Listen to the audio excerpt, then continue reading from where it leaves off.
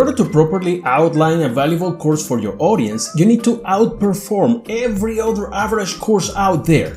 So how do you do that? The keyword here is over-deliver. First of all, make a list of at least 10 courses similar to yours that you can find on the market. Make sure to include high price and low price courses. You may be able to find courses from $10 up to $10,000, so include everything in between. Now it's time to scrutinize them. How many modules do they have? How many lessons? How long are those courses? How big is the course? Who is it for? What's the outcome? What's the promise? Are there any initial requirements? What's the syllabus or the course curriculum? What do they include? Do they include downloadable templates or files or special access to Facebook groups or private communities such as Telegram or WhatsApp groups, one-on-one sessions, coaching, live training? Write down everything and make a thorough list of every possible item that a course like yours can contain. After you have done that, create your own list of items, those you can deliver. Don't feel compelled to include every single item you've seen. You don't need to include them all. You just have to make sure that your offer is competitive. This will help you feel confident when you have to price your own course, and also make sure that you're delivering real value. If you have the budget, it's even a good idea to buy some of those courses and watch them, so you know exactly what people are paying for and how you can improve that offer and make it even better. This is not mandatory, of course, but if it is within your possibilities, don't hesitate on doing it. Remember that no matter how you end up making your course, you are creating a unique product.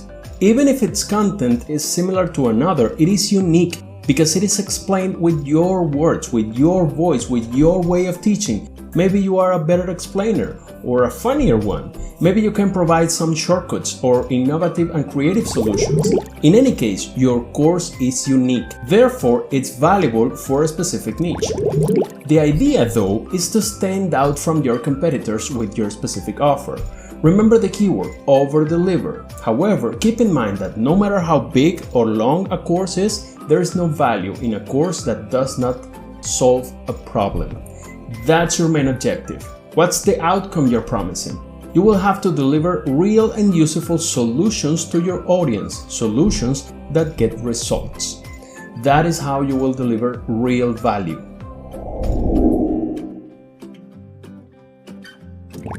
With that clear, it's time to name your course. You will need an attractive and pleasant name to make a good first impression and stand out from similar courses. The name of your course has to convey the transformation, the outcome. What will the student get when he or she has finished your lessons?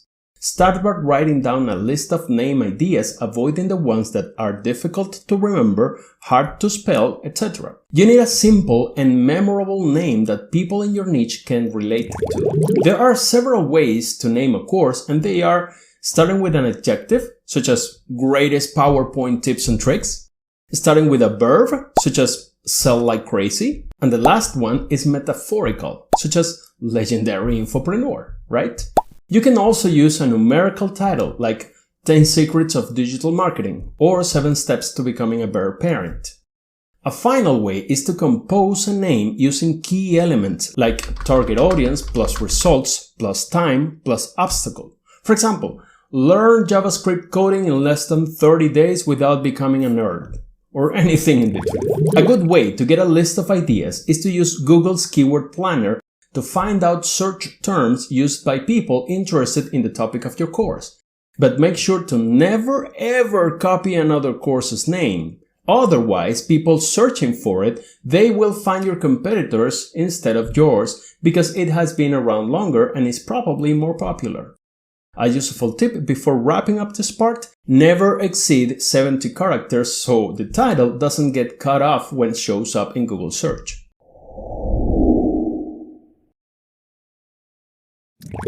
With all of that, it's time for you to create your course's content. Turn on your camera and start recording. No matter the subject of your course, it is always better to have a human face explaining things. It is true that if your course is teaching how to use a specific software or doing something on the computer, you can create the entire course just by recording your screen and having a voiceover. But watching a human face makes the student more comfortable, helps you build trust and rapport, and helps you convey the message in a better way, a memorable way. Are you too shy to be on camera? There are a few workarounds. You can hire someone else to do it for you. You can use stock videos and images to illustrate your explanations, and you can even hire a voiceover actor or use a computer-generated voice to explain things if you don't like your own voice to do it. I will always recommend you being on camera because that makes your course very unique and trustable, but this is entirely up to you. In any case, I want you to know that there are several ways to overcome stage fright, and many of the famous artists that you can see on screen today suffer from stage fright. But they are still making music or movies for you and making a lot of money out of it. When you're on camera, take into consideration all three of humans' learning systems and address them all to properly convey your message and make it suitable for all audiences. Those systems are visual, auditory, and kinesthetic. It's also useful to learn some effective communication skills because you are going to teach. You are the sender of a message. The receivers are your students. But just like a radio or a poorly tuned television, if the message is not clear, the receiver will not understand it. And even if the message is wonderful and contains super valuable information, your students will not receive it properly because there is no effective communication.